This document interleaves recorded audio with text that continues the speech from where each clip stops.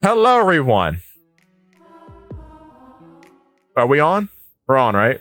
Yeah. I got very confused for a moment. On my Twitch, I have a random person who sent me a whole bunch of direct messages, whispers, going, "How have you been?" Reddit Sephiroth, how have you been?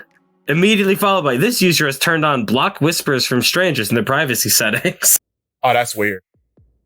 So somebody I've never met is like, "Hey, yo, dude," and then when don't text me back, we'll call you. Huh. I love the internet. That's strange. It wasn't me. So we are live. Welcome to the Rose Skull Podcast. We had a great opening, but I messed it all up. So we're here now. Yeah. Here we are. So check out the opening. Perhaps somewhere else. Perhaps somewhere later. Perhaps on Polypede Works and Rose Skull Podcast. Rose Skull Podcast. Oh my god! We're doing it, boys. Oh, it's one of them days. We're floundering. Well, I'm floundering. You're fine, Zakk. It's about to say, I've been working about 13 hours a day for the last 5 days this week. Oh Lord, my brain is fried. Well, that's fair. We'll get through this together. We will certainly survive. I watch myself on Twitch on my phone. You should be able to, yeah. My brother does that to watch the chat. That's cool. Imagine a website that wouldn't let you watch yourself on Twitch. That would be ridiculous and insane. Thanks, TikTok. You awful thing, you. This amazing website where everyone is. And God bless the people who can do all their edits inside their phone. I can't deal with any of that. That's awful. Oh yeah, absolutely. Okay, excellent. Yeah, we are on. So we are on. So Happy New Year, everybody. This will be out by what a time. Yeah. What a time to be alive. Last chapter, perfect way to end off this entire Kuma saga. Indeed. This chapter, whether or not it was intended, whether or not it was planned, we have spent the entirety of One Piece. Well, not the entirety, but ever since hockey was introduced, right? Yeah. Oda's been calling it hockey is like the Japanese word for willpower, the fire of the soul. And Kuma has never been shown to use hockey, whether or not that is because he is a robot, whether or not that's because he's more of an old piece character and he's, he hasn't really shown up and fought since the time skip, I suppose, when hockey started getting visual effects and all that goodness. Right. But the idea that Kuma can't use hockey because he is a soulless robot, he has no willpower of his own, is cool. It is. Until we get to this chapter, baby, because my baby daughter is in jeopardy, boys. Not even the science of Vegapunk can quench the human spirit. I love One Piece, baby! It's so good! And I gotta look it up because I'll probably do another short about it. I think it's in Buddhism, there are two paths or something. There's the open palm, the closed fist. This is the first time he has a closed fist in the manga. Oh my goodness gracious. It's so good. My mind was blown. Oh. So good. Yes. What a good character. I love when the hockey is Kino because so many times it is insufferable. For the vast majority of its appearances, it has been terrible. Until now. Until it was actually meant something. Yes. Because it shows the visual indication that, no, the fire within me still burns. Forget all your dumb science crap. Hiya! Oh. And he's punching a science man as he does it. Incredible. Also, Saturn is just evil. Oh, yeah. Wow. like like no one is as black as Saturn. Not even Doflamingo. Doflamingo's got like somewhat gray and kind of good tendencies. Like he's a family man, kind of at some points.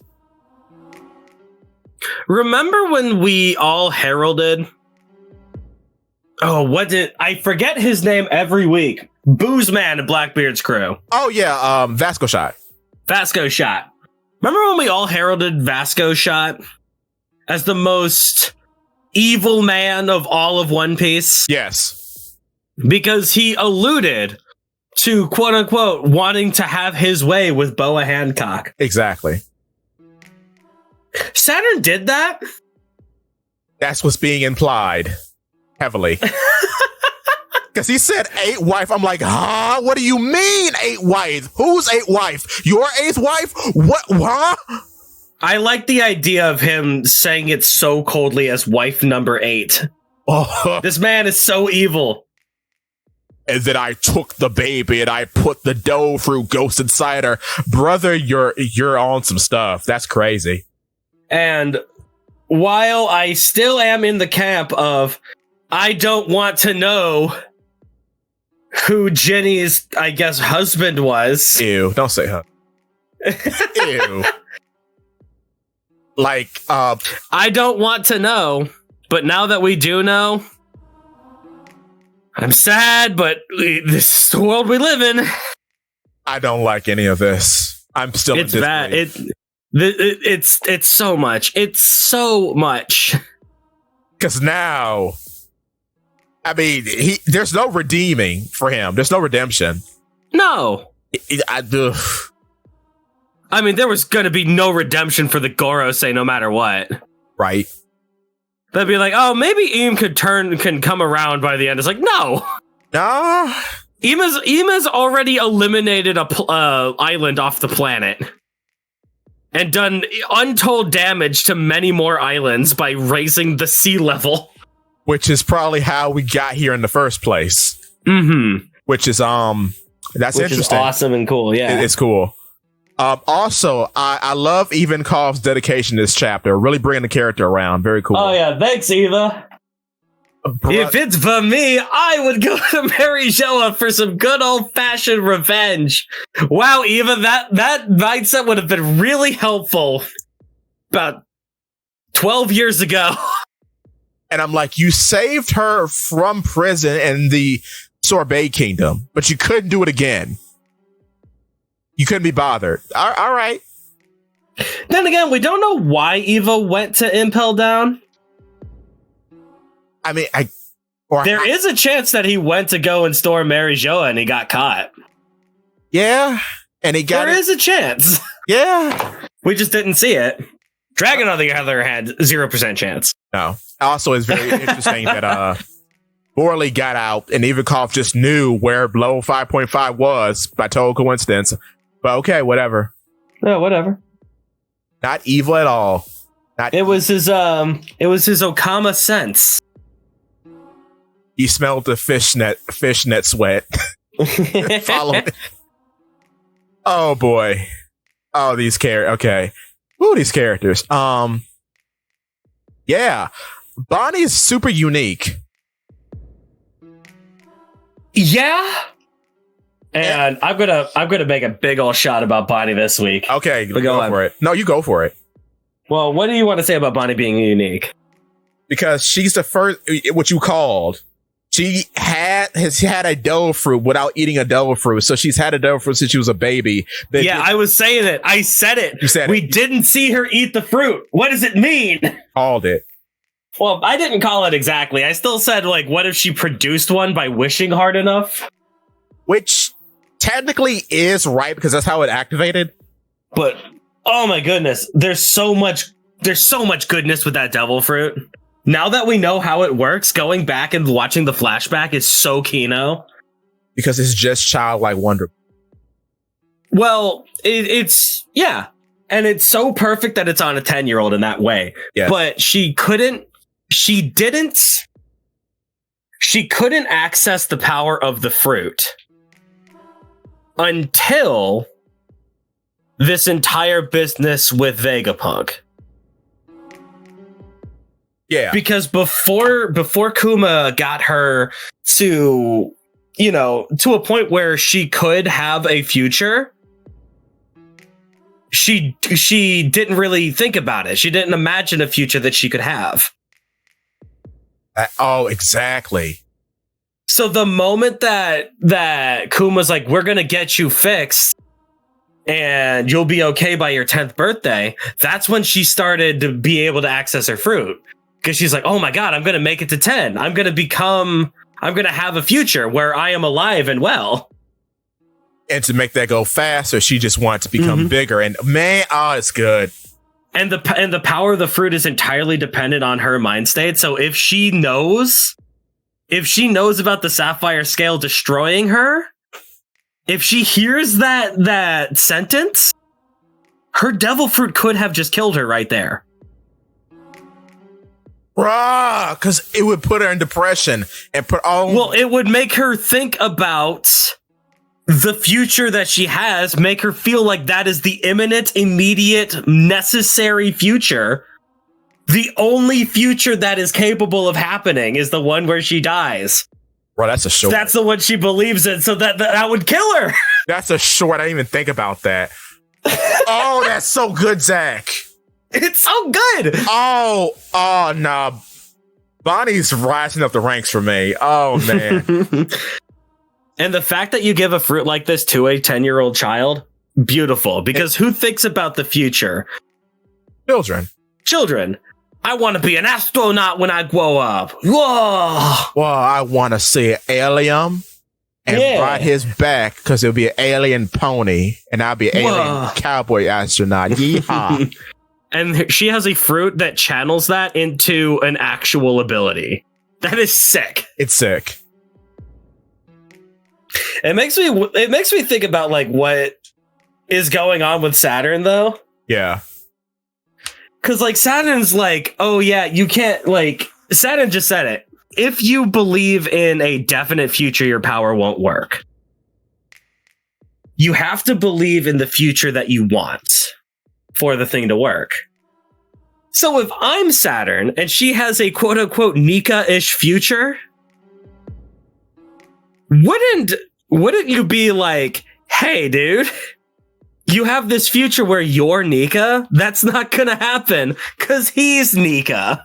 Idiot. And we are killing him right now. And then what he said, because I'm looking at it right now, like, you don't fully understand its meaning yet because she doesn't know that Nika exists. So in her mind, it's still a fairy tale, but because she's in such a dire situation, it's not working as good as it could. But as soon as she sees Luffy pose in front of the sun, that's it. It's over. It's not about seeing anything. It's about hearing the heartbeat, man. Oh, that's true. Drum's liberation. The moment you hear drum tum tum da, she'd be like, wait, that's familiar. Where have I heard that before? Oh my God, that's right. I'm wigging out. It's good. It's actually pretty good. It's so based. Because that's what hit her first. And he's in the position of where that's how it would activate because his heart would start beating. Oh, it's all lined up. It's lined up like a good fade, I tell you. Yeah. And then her and Kumo be there at the same time. Effectively, now that we are this late in the game, One Piece has turned into the Frieza saga, and I'm so happy to see it. It's good. Everyone's waiting for Goku to get out of the pod. And I think it would be just as impactful because it means something. Yeah. Despite Nika's very late entry into the story, he's trying to clean it up, and I appreciate that. Yeah. Which, yeah, like, man, could you imagine if Egghead came before Wano? Could you imagine if we got this Kuma backstory and then Wano happened? It'd be miserable. I think it would be a lot better. Because I think it would fix the reveal. I'm trying to think, because, like, it's kind of a weird step down going from Saturn to Kaido. No. All right. In terms of evil, yeah. But in terms of, like, strength, in terms of, like, the villain's, like, purpose, I don't think anyone's going to consider Kaido as a step down in terms of lore from Saturn. I guess you're right, because like they are all kind of equally yoked in the power struggle. Mm-hmm. That's true. No, I and agree. Kaido is amongst the strongest beings on the planet. Right. Like, he's going to be, if you put him anywhere in the end game, it's going to be believable. That's fair. You're kind of convincing me, actually. Because I'm thinking, like, now, it would have been more direct, and it would have have fixed the pacing a little bit. And it's one of the, like, you could have had an arc in between the battling of two Yonko that convinces us that Luffy has gotten stronger and trained enough to get to that point. And more importantly, it doesn't, like, one of the biggest problems I have with Wano is that it had to be a one-on-one of Luffy versus Kaido in the end. Yeah. Which I think is a huge mistake with so much One Piece left. Yeah, because the problem now is we kind of need more villains, which, I mean, there's been illusion. Which the Saturn is a very good step in that direction if all the rest of the Gorosei are going to be like that. And then the Holy Knights. Mm-hmm. So, I mean, we're not hurting for villains, but it feels really weird to, I guess, have already basically peaked in terms of power. Yeah. And then, like, all the past villains aren't really villains anymore. They're more like rivals because most of them are going to, not Egghead, most of them are going to Cross Guild. Yeah. And to bring it back to Dragon Ball, if we're talking like power scaling in particular, like, where do you go after Frieza? Frieza's the strongest guy in the universe. You go to Boo, baby. Well, then it's like, well, actually, this guy built some robots and he put Saiyan DNA in them. And they are way stronger than Frieza. Like, way stronger than Frieza. And then this other robot is way stronger than Frieza, too. You know, some Earth scientist guy just happened to make robots way stronger than Frieza. Okay. Less Toriyama. And then we go to, like, this ancient prophecy on Earth with this evil being. It's like Boo and like Androids 19 and not 19. 17, 18. 17, 18 are kind of hokey writing. They're real bad. Boo, I would almost believe if you put him before Frieza. No, I like Boo after Frieza. Like, you're allowed one. Okay, fair. You're allowed one secret super strong guy. And Boo, Dragon Ball's up to like 3? I lost count. Because we have Jiro, the androids, Cell, Boo, Beerus, Deborah. Oh, I forgot about Deborah. Deborah's fine because he's like the king of hell. Cool. Right. I mean, yeah, he's like, you put in otherworld nonsense. You know, that's fine. I can live with that. You're telling me that King Yama has to be like a villain? I can believe that. You know what? Whatever. Oh, Supreme Kai. Supreme. Well, I don't know if Supreme Kai would be stronger than Frieza. Oh, kind of hard to tell. No, because he's the opposite of Beerus, so he's the weak one. Right, I forgot. Which, like, he could be because like Piccolo lost it when he saw Supreme Kai. Right. Whether or not that's because he's really strong or because of his rank, hard to tell. But we're not talking about Dragon Ball. We're talking about One Piece, baby. So effectively, it's kind of the same idea, right? Where it's like, okay, we beat the strongest guy ever. Where do we go from here? Right. Fortunately, One Piece isn't Dragon Ball, so there are different types of strength in this world. Yeah, and then you got physical strength, you got influence, sometimes both. Yeah. Like influence is way more important than physical strength in the One Piece world. Exactly. That's why I call Morgan's the most powerful man in the world. He controls information. He is influence. Yes. But But, it still is a pretty big misstep to have to kill off Kaido in the way that we did. And he could come back. That's a could come back. I mean, it's probably going to happen. No. I don't think Kaido and Big Mom are dead. No, certainly not Big Mom. Kaido, at most one of them. Yeah. I would like if both of them come back and like Kaido's just different. Yeah. I don't know how would you Kaido got his glorious death, so he's just happy now. Yeah.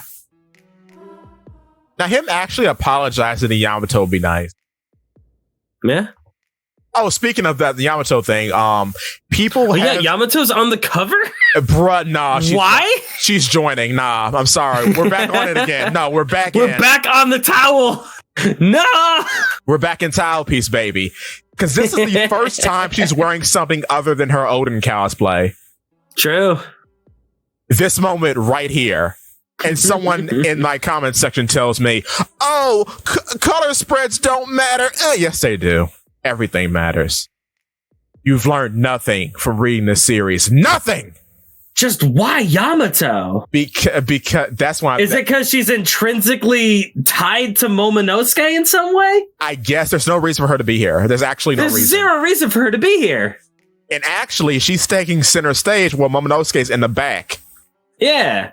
You know, the Year of the Dragon thing? Yeah, but... Also, Frankie's hair is so blessed. It's my goodness. Base, bruh. It's glorious. And the little dragons on his shoulders, I kiss it. Mwah. Beautiful. Very cool. And Zoro just has Shinron on his shirt because why not? Yeah, why not? But yeah, why is I like to see jovial Zoro. We don't get to see enough of that. It's very rare. Also him hanging out with Usopp. More of that. More of that, please. And Sanji not being mad at him for a change. I like that. That's good. Mm-hmm. And Jinbei being the only one not eating, like you told me. DMs. Brother, the man's evil. I don't trust him. He doesn't eat. Why? To be the fattest man on this crew, we never see him eat. It's like, oh, he's drinking. Do you know who else is known for drinking? Zoro. Do you know who isn't drinking and is eating? Yes. Even like an Egghead where Bonnie, Chomper, and Luffy pig out. Yeah. Like Jinbei's just standing there like, well, I sipping tea in the back because he's Jinbei. And then like they tell a random fat joke, like, because Alice is there and she's like, oh, your bellies are bulging. And Jinbei says, I was already like that. And then there's just like dead silence. And Alice is then like, well, see you later. And that's it. I'm like, okay, this character. Oh. Whatever. Honestly, I think that is kind of funny. It's funny. He tried to tell a joke and no one cared. No one cared. We'll see. We'll see what happens with him. Yeah, maybe his gimmick is that he is the he's the straight man, but less of the straight man like Zoro is, where he's a shonen character trapped in this goofy 1920s world. This rubber hose world, I mean. Yeah. And he's more of a straight man in the how do you do, fellow kids? Which he just tries and fails in every capacity to fit in. We have that already. His name is Brook. Yeah, you're right. Because you're right. There's a filler scene when they first arrived at Shibodi Archipelago, and Brook is on like the roller coaster there, and he immediately gets off and sits on the bench and watches Chomper and Luffy on the roller coaster while he drinks tea because he's old. Amazing. Like, amazing. Yes. More of this, please. More of that. Beautiful. But I'm happy that I kind of called this. I don't know if I ever said this, but I always said if she like joined the crew or whatever, Yamato, she'd probably keep her Odin ribbon like how Zoro keeps his belly warmer. And just put her regular clothes around that. So I'm glad that's being realized here. That's cool. Yeah. Because she even keeps that when she becomes like a full wolf. Yeah. Like she's butt naked. Kind of weird that Zoro doesn't have like the Haramaki anymore on any of his alternate outfits. That's weird because it's hidden even here. He doesn't have it. Yeah. I hope it comes back because that's my favorite part. Yeah, his Haramaki's always really cool. I like it. I like that he hides like... I like that he puts a sword in his mouth. He goes... Didn't he hide? That's what I like about Zoro. Yeah, he goes. But all right, the rest of the chapter. Can't talk about Yamato all the time, right? I mean, we can. We can. It's okay. But yeah, Bonnie, making the big old call right now. Ooh. Ginny had the fruit. Ooh. What if Ginny believed in a Kuma-ish future? Ooh. I like that. And that's how Bonnie was made. And that's why Bonnie got to keep the devil fruit. I like that. Because even so, like, if they extracted the essence from Ginny and put it in... How did they get it into Bonnie? Oh. Wait a minute. What? Oh, what happened? Not even Kuma knew that Bonnie had the fruit. What happens when... So Vegapunk didn't do it. What happens when a Delphi user is pregnant and they die? I guess we're finding out about that. Huh. What happens if the child is the product of the devil fruit? That's an interesting thought. Because you can physically change yourself to the essence of a future. Hence the Nika-ish future. She's literally doing Kongan. True. Oh, and it's sick. She's such a cool character. You know what I like? She's kind of like a magical girl, but she's brutish. So it's a parody of a magical girl. It's so funny. I love her. So yeah, that's the shot that I'm calling, is that Saturn is not the father. In a way, like that's how I feel like we're gonna do for this, like this sticky sweet ending, right? Yeah. Kuma's probably not surviving this arc. No. It would completely stomp on this amazing moment that we had with Vegapunk if Kuma survived the arc. Yeah, no. But if we could silver lining that by having Kuma be Bonnie's actual dad, because Ginny wished it so hard. I like that a lot. You know, that's like a sweet ending. That's so good. And I forget who I was talking about with it, but also Sapphire Scale is very interesting. Because they injected devil fruit essence into a person like you would with an object. And then the person starts turning into an object. Wait. I think you're confusing the two. Because wait, okay. Your mother being brought to the Holy Land to be wife number 8 is ironic, really. She ended up being part of my drug experiment. Like the other failures, she developed Sapphire Scale. I knew the results were poor, but to think the condition passed on to her child as well. Wait a minute, but they don't say it's like devil fruit. True, we don't know what drug experiment. Also, there were successes. Why were there successes? Who are the successes? Oh, so easy. And what would the successes be? Like Sanji? Yeah, or like, is he pulling what Judge was doing? That'd be interesting. Because that's the only possible result that makes sense, that you get someone like Sanji. Yeah. Like devil fruit-ish powers? And like a weird body that doesn't break. Yeah. So many genetic freaks on this crew now.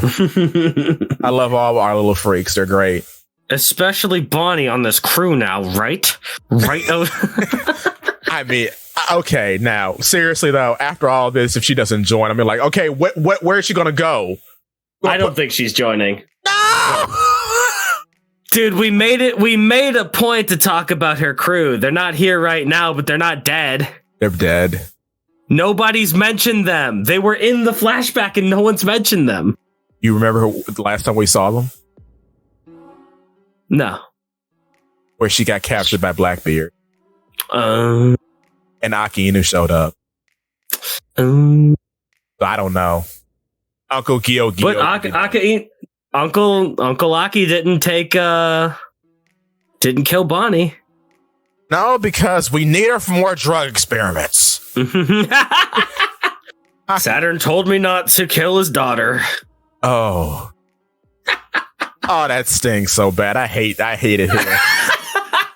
It's so gross. Ugh. Also, 0% chance that Saturn would give that order, even if it was his flesh and blood daughter. Yeah, it's more like... He doesn't care about human life like that. It's more like, return my property to me. Yeah. You stupid dog. You'll make me look bad. Ooga booga booga. It really is like that, though. Akihino is just courage.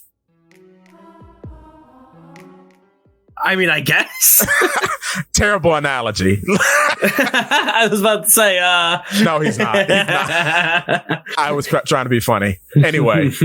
I was about to say, Courage is about to have to develop a pretty crazy anger problem if he wants to be more like Akihino. But, yeah, so those are pretty much my thoughts here. Is Bonnie's Devil Fruit is really cool and awesome, especially now that we know how it works. Yes. And Jenny created Bonnie as a byproduct of her devil fruit. How could you make a child? That's so interesting, though. Could you wish for a Kuma-ish future in which that's something? You can change yourself to go to any future that's possible. As long as you believe in that future. Bonnie believes in a future where she could be a brave warrior of the sea, saving people like Nika. And she creates that future. Does she wish for a Luffy? It's possible. She would have to believe that she can become Luffy, which might be a little bit silly. I love this character. I love it. But that's the thing. If you can believe in a future, even if it's a future where you are happy with the one thing that you wanted most, a glorious future with that guy that you like, right? Yeah. Because that's what Jenny wanted. Exactly. Jenny wanted Kuma to marry her. So, in her death throes, delirious, dying, she threw out a wish. I want to be in that future. And she got it. That's what I think, anyway. I like that, though. That's what I believe, because, like, One Piece is not a seinen, right? No. One Piece is not Berserk. Like, One Piece doesn't pull out extremely dark stuff like that without some sort of silver lining. Yeah, it's balanced in that. Which I like. And it's good and I like it. Me too. Now, some slander talk. So, okay. People have been saying that Kizaru is weak and he's struggling to get up. No, Kizaru's done for today. You know what he's done? Because he's had to murder his nephew and he's kicked a 12-year-old child in the face. He's a little tired right now because he doesn't want to fight. And what's the best way to not being able to be drawn back into the conflict? Pretending that you have had enough. So he's had enough. Because that's terrible. We've seen the depth of his character now. That's the path of uncertain justice. He's just choosing to sit this one out. And that's the beautiful thing about Kizaru, because you never really know what he's going to do. Exactly. Like, he might get back in the fight if he wants to. Yeah. If he feels like it. Who knows? It would be very funny if he's like, oh no, Saturn, Kuma punched you. Oh, my leg, I can't help. Oh. Nika damaged my leg in the fight, you see? Your leg's fine, Kizaru. Or when Kuma goes to throw that punch, he could also block it. Oh, man. Oh, man, don't block it. It seems like he would do that. Gee. Right? Yeah. You don't know with this character. You don't know with him. He would have. He could be a good guy, but is he? Yeah. Like, Kizaru's always been, like, supremely interesting to me. Yeah. Because you can't read him. And that's scary. Honestly, of the original three, Kuzan and Borsalino are equally yoked for me. Aki Inu, I don't care that much about. I want to know how he got there, but he's not that interesting to me, personally. Yeah. Because he's absolute justice. He's just the thing. Yeah. There's no caveat. Kuzan is interesting because I legitimately believe he became a Blackbeard pirate. Ooh, Kuzan being a Blackbeard pirate is so good. Because it makes sense, because we got the preamble. Yeah. Blackbeard sat him down and explained, like, we're not just a bunch of thugs bopping about. We all have our own goals and wishes, and we felt that it would be better. They just so happen to intersect with this one path. Yes. It's sick. It's good. And then Kuzan's like, oh, that's what I want. And then I get people's trepidation and thinking that he's like a secret member of SWORD. But the reason why I think that's just kind of lame is because we've already got that. We've got that in space. We had so many moles and so many organizations. And we already had X-Drake. Yeah. We already had an agent of SWORD infiltrating a Yonko crew. Exactly. We don't need more of that. No. And then, two, he's an older Marine than X-Drake. He's been around the block. He's an admiral. Well, a former admiral. But still, he's seen everything. X-Drake hasn't seen everything. He might have heard of things. But Kuzan's seen he knows what the Gorosei are. He knows what they do. He's seen the destruction of Ohara. So if anyone were to defect and see another path, it'd be him. Yeah. It just makes perfect sense in a literary way. But hey, I don't know. Maybe he's working with Aki Inu and they become Goku and Frieza to beat the Jiren. I don't know. Ew. I know. Yeah, it's disgusting. But yeah, after Punk Hazard, I don't see them seeing eye to eye. No, it doesn't make any sense. The man took your leg. Your whole leg. Mm-hmm. And now you have to walk around with your ice powers all the time. So to be like, oh yeah, I'll dedicate myself exclusively to your cause. No. It's nonsense. And meanwhile, Sakazuki is sitting in his office with all of his limbs. Yeah. Ridiculous. But he's lost something even greater. His purpose. Yeah. Who's the real loser here? Really him, because he can't go hog wild and just blow people up anymore. Because he loved doing that. He just boom, boom, boom. But now the volcano is dormant. And now he has to sit there doing paperwork all day, and it sucks. Mm-hmm. Being the fleet admiral sucks. Nice dormant volcano. Children play on you now. How does it feel? Oh, that's a short. Write that down.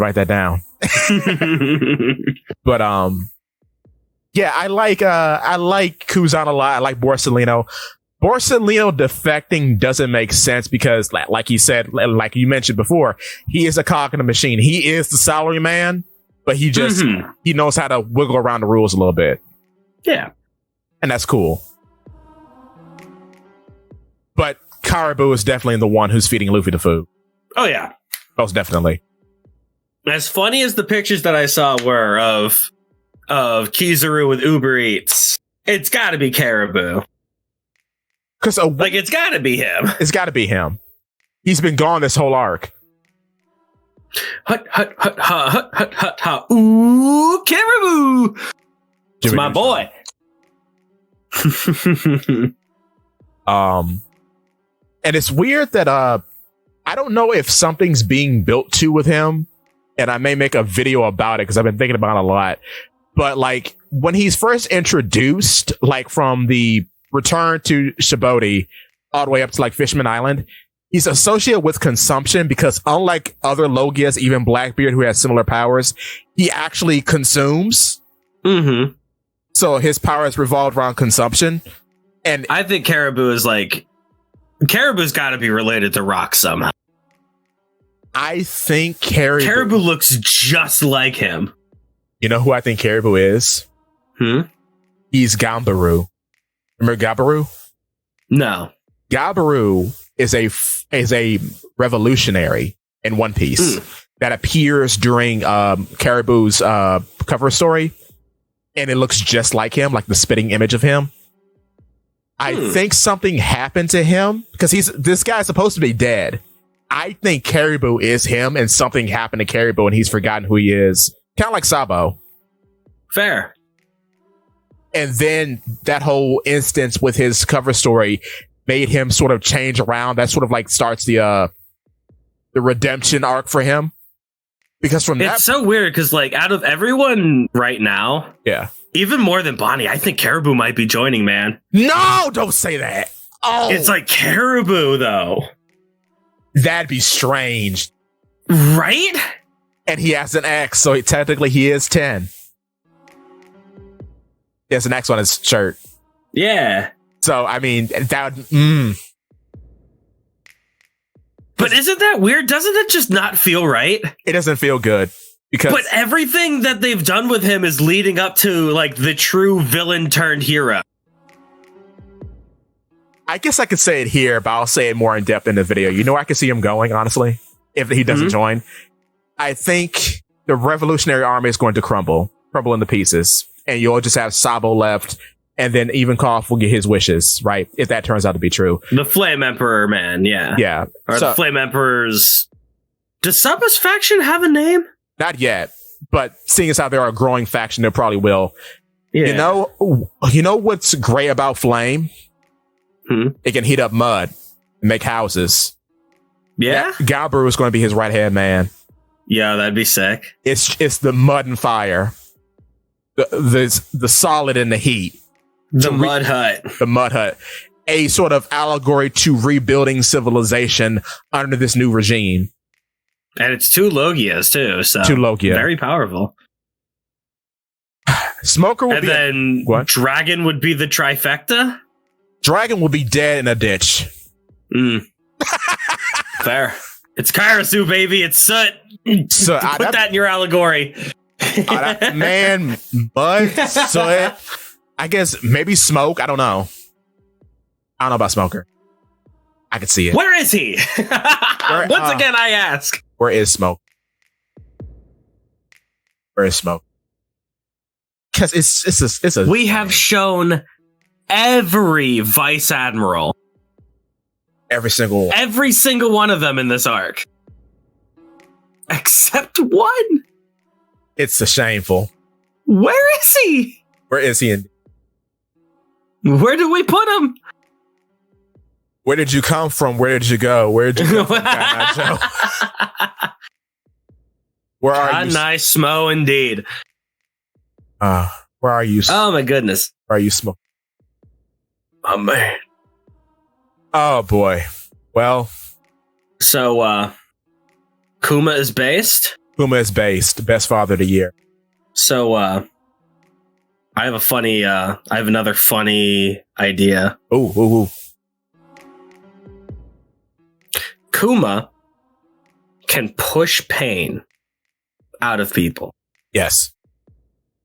Kuma can, from that one video game he said, he can take the pain that he's taken and use it to attack. Yeah.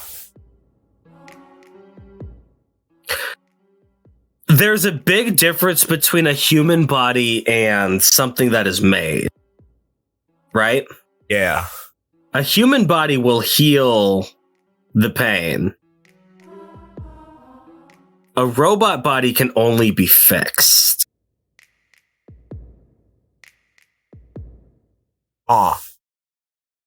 Kuma has spent the last 2 years fighting to defend the Straw Hats' ship and becoming a slave to the Celestial Dragons. They never fixed him. They just kept damaging him. Oh, heck, you. The pain is permanent. And he just went to Marijoa and fought Akainu. More damage. Wait, he still push it out himself? That's what I'm wondering. Is that the gambit? Because there's this tiny scene where he meets Zoro on Thriller Bark, right? Mm-hmm. Zoro does Lion Song, cuts his shoulder. It ends up cutting his tracksuit. Kuma picks up a part of his tracksuit and just mends it with his hand, his bare hand. Oh. So I don't know what that means. He pushed it back together? He pushed it back together. So if he can take out a cumulative damage from himself over the 2-year period that he's been defending the ship. Wouldn't that be so Kino? Oh. If he took 2 years of pain and again pushed it into Saturn? Do I have your permission to use that? Absolutely. Oh my word. Cool. Like just like that. That's the big title card I use for it. Kuma's pain is permanent. Cause he's a robot. He doesn't heal from pain. So it just all stay. Oh. And what if he took it all out at once? That would be so much. And gave so much damage. Right, and then gave Bonnie like a Goku defeating Cell scene. Like when Cell was about to blow up, but he's just holding the ball. Well, I think it would do a lot of damage. I don't think it would kill Saturn. No, that's going to kill Saturn, but it's going to hurt. Yeah, it'll hurt Saturn a lot. And then if it hurts Saturn too much, you know what Saturn can just do? Oh. Yeah. He's a spider. He's a spider. Which, that's disgusting. I hate him. Spiders are cool. Like, just imagine all of the power in that one punch. Oof. If he pushed all of the pain that's in him over the course of all the time that he has spent as a lifeless soldier under Saturn's command. Goodness. Brother. That's so base, bro. That's going up tomorrow. Oh my word. Nah, that's hot. You see why I love this chapter? Just the hot. implications are so sick. That's red hot. I can't even touch it. It's so hot. Ooh. Props to you. Big shout out in the short I'm making. No, you're getting shot. Well, of course, I credit everybody. But woo. Because I don't know for sure if that would be the case, but man.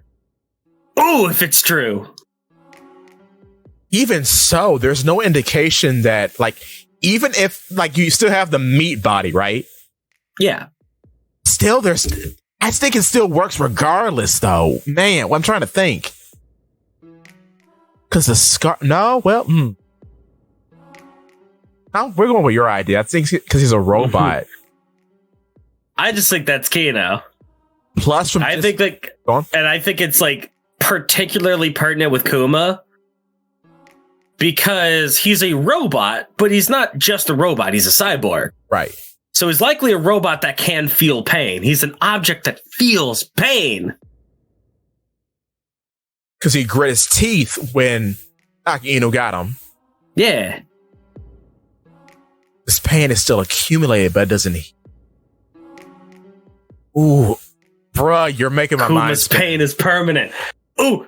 Oh, that's the title. Kuma's pain is permanent. And he just brother, I can't wait. And he's been that's what I think, because think of what Ivankov said. Right. I would just go to Marijoa for some sweet revenge, but Kuma's not like that. No. What does that mean? Either it's a navigational thing or he knew he would get caught, hopefully by Akainu, and then he got... Hopefully by an admiral, by all the admirals who just happened to be there because he was just there. Exactly. And his programming... I think he expected to be at Marijoa because the celestial dragons were going to use him as a slave that way. So I think his programming was like, when this happens, I have to go from Marijoa to Egghead. Yeah. Maybe it might be a thing in programming. That's my one thought. Or B, Kuma can think, and Kuma needed more damage. Yeah, that's what I'm going with. Mm-hmm. Because he intentionally got hurt. Yeah. Oh, that's gonna get caught up in the record. I want to see my own stream. Whatever, it's fine. But yeah, he intentionally got his leg caught up by Aki Inu, so then he can give some burning damage to Saturn. Ain't it sick? Russ, Ain't it sick that he could do that? Russ, if he can do that? Saturn on fire. Oh no. Can you just imagine all of that? Like, just the idea of it, how Kino that is. Right? Yeah. Just the idea of this man who is like the most tormented person on Earth, taking everything that he's been through and giving it back. And Saturn taking it, but not taking it well.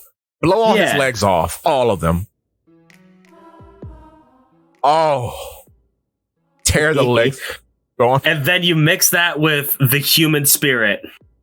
Oh. You mix that with the human spirit erupting from this shell. This soulless shell. And manifesting in hockey. That on top of that. Everything about this one punch is so good. Because what if he's collecting all? Yeah, he could be just collecting that on his hand right now. Yeah. Oh, I didn't even. Wouldn't that be sick? Oh, that's so sick. Oh. Wouldn't that be so good? Oh, that's so good. I keep thinking about it more and more, and I'm like, yeah, he could just collect it all in one spot and just hit him with everything. Oh. Like I said, I don't know if he could do that, but if he can, how good is that? So good. That's so good. And it brings us back to the theme of learning about his powers in the flashback, because all the pain's got to go somewhere when it's made into a bubble. So it's going to go right into Oh, I'm in euphoria. Oh, Zakk, that's so good. Storytelling. Oh, it's so good. It hits that spot. Oh, I love One Piece. One Piece is a good show. I love. And if it doesn't happen, then One Piece is bad. One Piece is bad. I don't like it. I don't like it when I am wrong. Wham! I throw my toy across the room. But I cross my arms and I pout. Give me a change. I've pooped my diaper. Oh, da! Oh boy. So man, the next chapter's out on the 7th, I think. So that's a long way away. At least it's still because this is technically a week early. I'm pretty sure this is a leaked chapter. It is. So we're gonna have a break week next. Basically, yeah. Oh man, it's good. Oh, look at this man! Look at this man! He's so glorious. I can't think. Yeah, Kuma with the open coat is so good. He looks so good like that. He does. Man, I love the Frankie eye. Yeah. With this, my man is cyborged. So, because his glasses got blown off too. Yeah. So, do we think that it has anything to do with the necklace? Like, in what way? Kuma acting against a Gorosei, right? Yeah. Because one of the things that they said is that the pacifista have to follow the chip. And it's the chip then the Vegapunks, then the Gorosei is like the ladder of command. So the necklace is an authority chip. I think the necklace is an authority chip, and whoever has the authority chip has the power to control Kuma. So Vegapunk made a special one outside of the Oh, that's good. Yeah. Because, yeah, we know it's a higher one than the Gorosei because Saturn couldn't command Kuma to stop. Yeah. And Vegapunk's way more of a function over form kind of guy. He's not just giving jewelry away unless it has something cool on it, right? True. Oh, man. Oh, this is good. Bruh. There's so much packed into this chapter. You are spitting tonight. I am in awe. My goodness. He just throws the little baby down. I just realized that. Goodness gracious. Just toss her. I mean, that is not even close to the biggest hit she's taken today. Right, she did get kicked by Kizaru.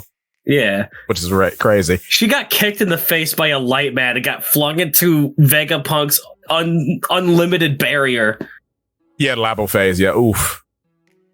I love this shot. Oh, it's so good. Look at Kuma's back. Bringing us back to when he was a child. His back is so strong. Whitebeard could never. Whitebeard was too busy guarding his precious tattoo to be shot in the back. Mm-hmm. Look at me, I'm Whitebeard. Well, no, Whitebeard's cool. I won't be me. All right. But yeah. Whitebeard was too busy facing his problems head on. He never had to protect anyone. This is what it looks like when a father is protecting his children. Whitebeard, you hack. That is true, because Ace did become a donut because of him. Yeah. Which, too old and slow. Terrible. Too dead at the time, but you know. Well, no. He died after Ace. Did he? Yes. Huh. So. Because I thought. Fair enough. I don't remember. It's been a while since I've read. Oh, fair. Marineford. Because then he goes, like, in the anime, he goes Gear 2, or he, like, puffs up and he's all red. Mm-hmm. And he punches Aki Inu into the dirt. Like the biggest quake punch he could muster. Yeah. Fair. I mean, that doesn't matter. He's still a bad dad. But anyway. He tried his best.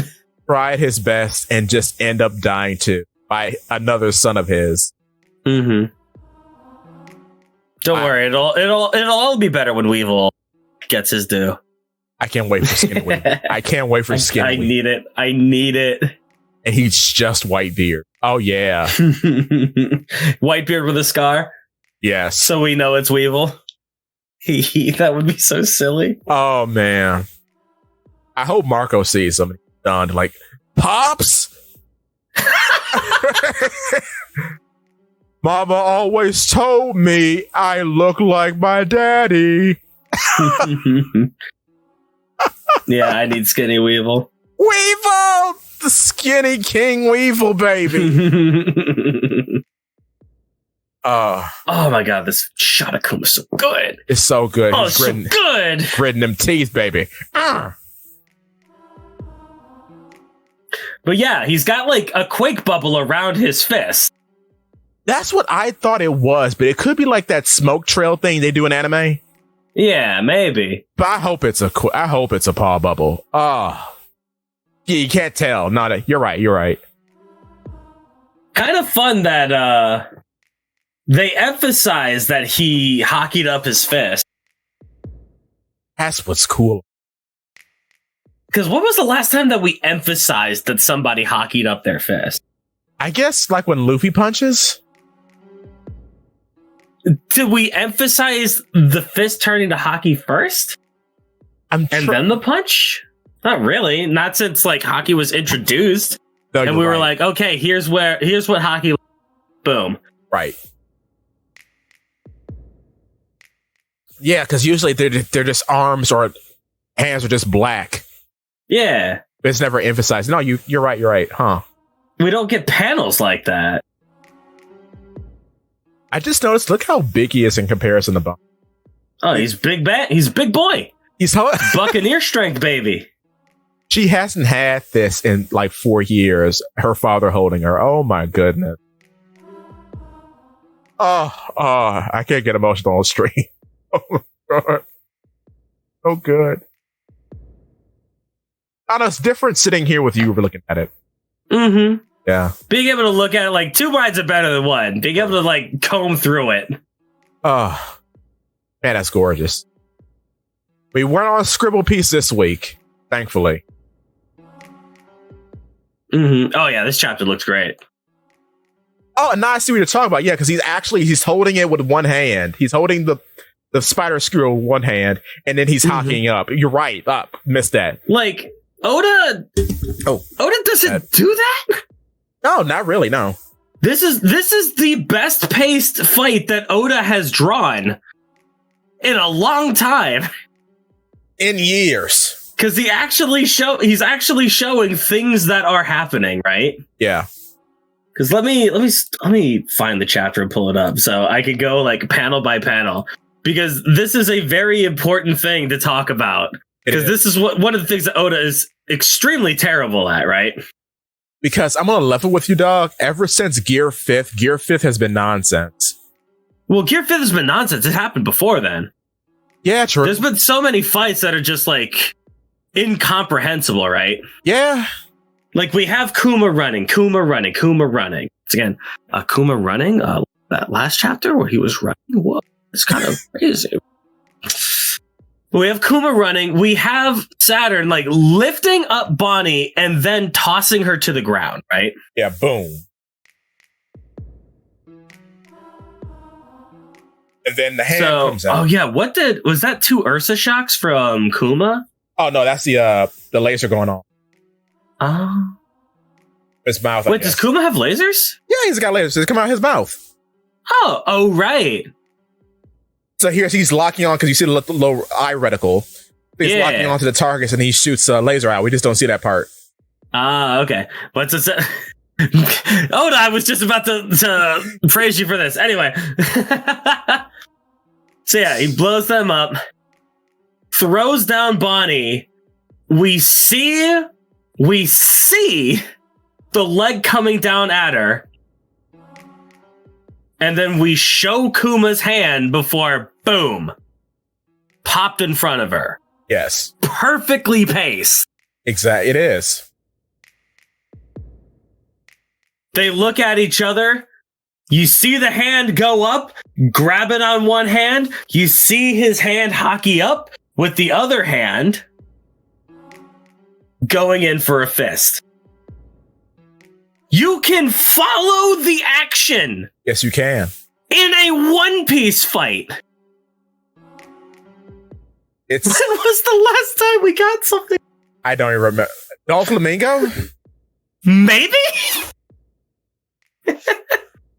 When was the last time? I'm trying to remember. Could you follow any fight in Wano? Not really.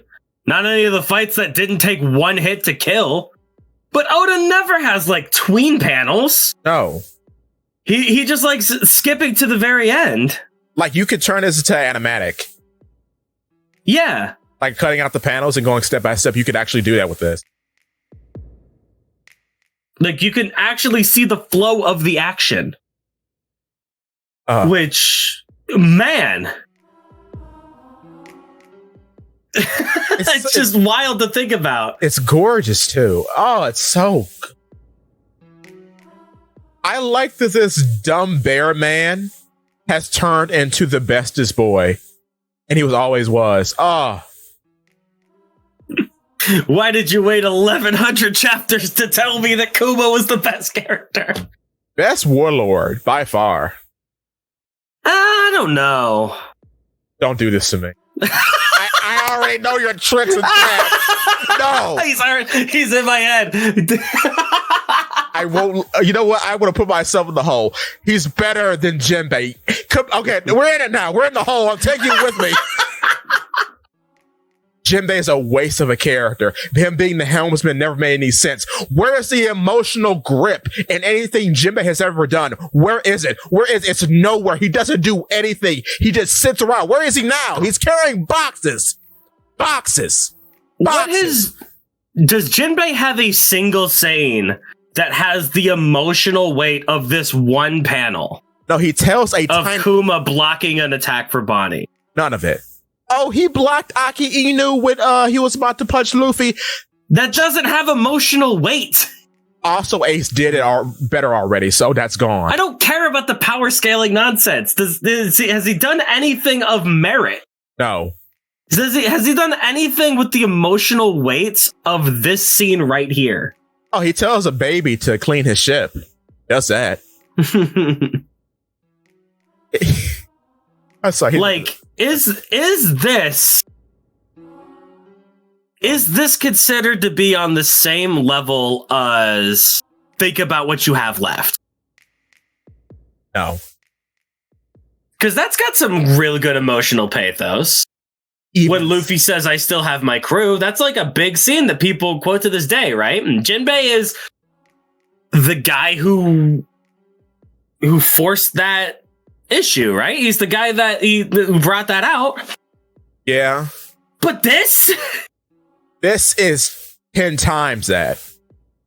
Jinbei's never done anything like this. Think of, also, which is coming as a short. You know what Bonnie also knows? She knows nothing happened. Oh, yeah, she saw that. She knows it from Kuma's perspective. Even nothing happened. The weight of thinking you may die, but the people you love will live on, but you're making a sacrifice for them because the nature of what this man can possibly do is unclear. So you just go in there head first and you take it all. That is insane. Jinbei has never done anything like that. I could say pretty confidently. Say pretty confidently that every Straw Hat, every single one of them, every Straw Hat has had a moment with this kind of emotional pathos. Yes, they have. Except Jinbei. Like the cough rumble. No one come into this room because you'll see what I've become. Binks Sake. Yes, sir! Like, dude. Oh. Dude. All the tears. Oh my god. Oh. Duo. Nothing happened. Solo. I want to come back to the sunny. I want to live. I want to live. Luffy, help me. Luffy is the man who will be the Pirate King, even in Wano. It's one of Nami's best moments. Yes. That has this level of pathos right now. I will become a devil for the ones I love. Pretty cool. Oh. Any scene with Usopp. And yeah. Literally every scene with Usopp. Get up. Why are you playing around for? Aren't you the God, this ain't the man who's gonna be the Pirate King. Ah! Usopp! I saw that last week. I teared up. Bro. It's such a good scene, man. It's so cool.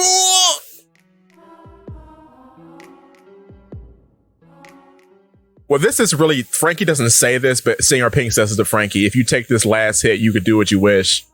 Mm-hmm. And then Frankie getting, oh man, Also, thanks for the light. That's also a good scene. Yeah, thanks for the light. Oof.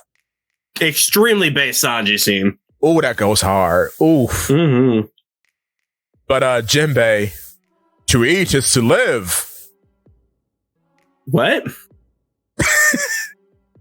Is that a Jinbei line? Yeah, to eat is to live. When does he say that? During I think you're lying to me. He doesn't say. Yeah, he says that. No, he doesn't. Yes, he does. He says it. We've never seen him eat. He doesn't say that. Stop trying to gaslight me. That is true. Is that a lie? Wait a minute. Oh. He's in with Blackbeard. Nah, forget this. Nah, We've added another stroke to the Jinbei video. I hate that I have to make this a Pixar movie now. This long cinematic epic. Well, we'll give me 1 million subscribers. That'd be cool. And then 1 million people in the comments section trying to stand Jinbei. And then I'm like, you are exactly why I said you are in the video. You only come out when Jinbei is in trouble. You don't talk about him casually. It's a weird psychosis. I don't know what it is. I've dealt with it for years. People won't mention Jinbei until you start talking about him. It's weird. Yeah. I mean, I mentioned Jinbei. As a gag to get me in this hole. But you know what's crazy? I'm very good at talking about Jinbei, but I'm not exactly one of his fans. Yeah, no, that's true. But like looking at all the warlords as a whole, every one of them is interesting except him. Like honestly speaking. Go on. I'm sorry. Even Law. Law is buggy. Even Law's pretty interesting. Yeah, he is. The problem with Law is that we just had too much of him, and his powers are dumb. Dumb and based on fatigue, which is just a writer's trick. This fatigue can come in anytime the writer says so. Yeah, basically, you can have Law fight as long as you want him to. Exactly. The rooms drastically shift in size. Like the power boost from like pre-time skip the post is crazy. It goes from like being like the size of a studio apartment to being a mountain range. Like, huh? What? Like the size of the rooms he creates. Did I lose you? No. Oh, okay. Just trying to think. Okay. Yeah, like, I think the biggest problem with Room is its range. Yeah. If Room only had a range of like 10 feet, great power. Yeah, it makes sense. The fact that the first thing that we see Law do in Punk Hazard is cut a mountain in half. Yeah. And lift up a whole ship and cut that in half. Yeah. Complete and utter telekinesis. Just whoop. Complete and utter control over everything in the room. And the room is the island. Yeah. The scale is wacky. It's wacky. And then it was a power. It was a new power literally every week, and then more in Wano. So you could do that if it's the size of a surgeon's room. Yeah. If it's the size of an actual room. But it ends up being the size. It's the size of the island, dude. Does it cover Onigashima? No, right? No. It's as big as Oda wants it to be. Yeah. He cut a mountain in half with it. Yeah. Yeah, he did. It's at least the size of a mountain. When Oda wants it to be. Yeah. Which, okay. All right. And then, of course, when Law becomes a dedicated good guy, suddenly it's just not quite as strong. Wonder why that could be. Not quite as good. And then the hockey hacks comes in. I can't move them. Their hockey's too strong. Ah! Absolutely just despicable. But like Moria, how did the defeat really affect Moria? That's interesting. What is Mihawk? How did he become the world's strongest swordsman? What is Crocodile's past? What is his affiliation with Ivankov? What is his affiliation with Whitebeard? Like, these are interesting. Is Weevil actually Whitebeard's son? I don't know. That's an interesting topic. Jinbei sits around and does nothing. Also, best fishman karate practitioner in the world, I guess. Which is weird because it's not like Three Sword style or anything like that. It's not something he made up. This is it's not something niche, yeah. Yeah, it's something that exists that people are taught. Is he better than Neptune? Yeah, no, Neptune doesn't even use it. Neptune uses merman tactics. Oh. And Gidatsu, I think, which is the polearm maneuvering.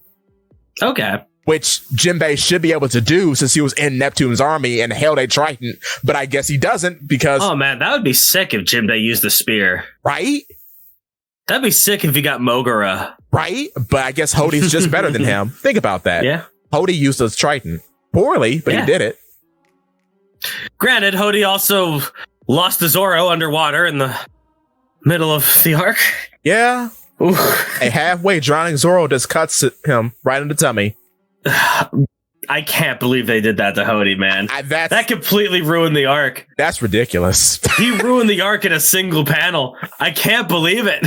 Because, I mean, after that point, Hody gives... There's no stakes for Hody. Hody sucks after he lost to Zoro in the middle of the arc underwater, man. Yeah, the ship is the antagonist at that point. It literally focuses to the ship because the ship is an imminent threat. Yeah. How does Vanderdecken become the true villain of the arc? What? Because Vanderdecken is based and awesome. Also problematic, but also based and awesome. Also very problematic, yeah. All my homies love Vanderdecken because all my homies hate Vanderdecken. Very true. Oh, I forgot about this too. Karibo knows that Shirahoshi is Neptune. I mean, Poseidon. Yeah. Just knows that. Like, everything about Caribou is so injured. Everything about Caribou is like, oh yeah, he's probably joining the Straw Hats. Brother, if that happened. Until you just look at him and he's like weird and gross and icky. I was like, no. Like everything about Caribou fits except for his marketability. Which is probably something extremely important when it comes down to Oda making Straw Hats. Which I think he dropped the ball with Jinbei. Jinbei's still marketable. Say what you will about him. Like, he's boring, he's flat, he doesn't have a gag. He is approachable and marketable. Yeah. And identifiable. He's round and people like round. Yeah, he's round. He's got a very specific shape. You can pick out a silhouette of him. You can make a plushie of him, be real cuddly. Yeah, and then the Japanese love their whale sharks. Mm-hmm. Because they do make great pillows. Yeah. But like being a good character doesn't exactly merit marketability. Yeah. And vice versa. True. But Jinbei's pretty marketable. You can put him on a shirt. Yeah. Especially, like, Jinbei in a Hawaiian shirt is peak. That's peak Jinbei. I want more. It's probably his best fit. Even though he won't get rid of the other robe under the Hawaiian shirt. Just look like Tom. Just dress like Tom, please. Please. Because you're Tom already. Just be Tom. Just be Tom. Give me Tom. Give me a better character, please. If he was just Tom, I wouldn't have all this ire for over a decade. Just make him Tom. Make him Frankie's older brother and make them go out for drinks. This is what I wanted since we're here now. But you're not going to give that to me. And you're making him the father. Like, are you off your meds? Are you out of your mind? What? Okay. Yeah, Jinbei being the uncle is sick. Yeah, it makes more sense. Jinbei would be a cool uncle. He would be. Not the group's father. Frankie is the group's father. I mean, not to cite someone else that we know, but the chemistry between Robin and Frankie is electric. You can't deny it. That doesn't matter. Oh. Frankie is the father because he's a goofy doofus. And he hangs out with his sons, Chomper and Usopp. Yeah, he hangs out with his sons. He's a goofy doofus. He protects them when he needs to, but in his own funny way. Like Frankie has dad energy. Yes. In the way that like a ridiculous pun of "Hi Mike, I'm dad." Ha. Exactly. Hi tired, I'm dad. Frankie has that energy, and I like him for it. And he helps Usopp with all his gadgets. If he were in the real world, he would be working on cars to put his youngest son through med school. Yeah, baby. We take that. That's cool. But Jinbei, he doesn't even talk to Baby Chomper. He doesn't even talk to anyone. No, like he talked to Robin like once, and like the whole arc. Yeah, which is then abandoned by the sickest Robin and Brooke conversation I've ever seen. Oh, man! Robin and Brooke bonding over their shared depression is awesome. That is the best. And I would like more of that. I like them. Like I think the panties jokes and the skull jokes are funny, but it's nice when Brooke like stops being crazy for a second, and it's nice when Brooke is a character every once in a while. Yeah, he has a human moment. Mm-hmm. Because Brooke is extremely human. Yes, and I like him, and he's funny.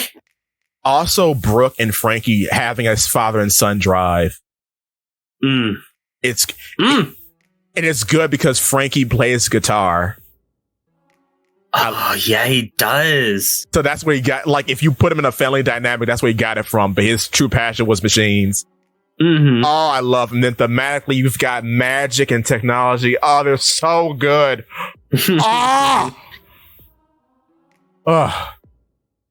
Well, I think I've gone on long enough. I'm sorry, bro.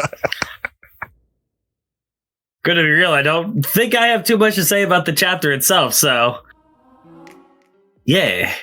Well, I think they should go over to their YouTube and subscribe to Reddit Sephiroth.